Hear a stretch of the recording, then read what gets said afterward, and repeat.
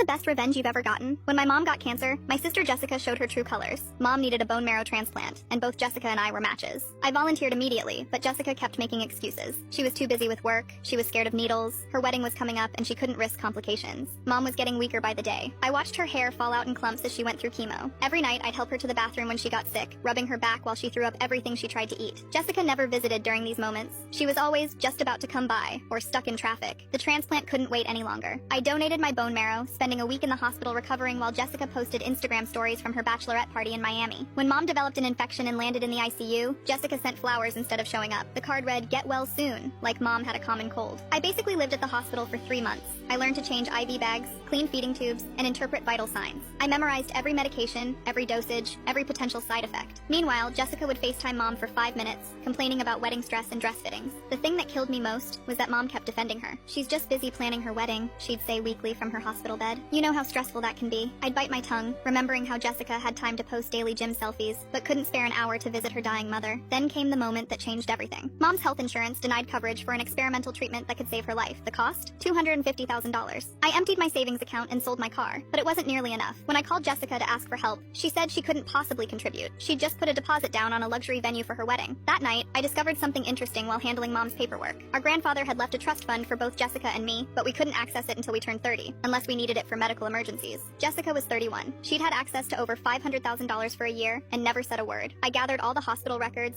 all the denied insurance claims, all the text messages where Jessica made excuses. Then I sent everything to our grandfather's lawyer. Turns out there was a clause in the trust that if either of us displayed gross negligence of familial duties, our share would be redistributed to the other sibling. The lawyer agreed that refusing to help pay for life-saving treatment while spending money on a luxury wedding qualified as negligence. Jessica's entire trust fund was transferred to me. I paid for Mom's treatment the next day. When Jessica found out, she showed up at the hospital for the first time in months. You can now check part 2 by pressing share then more.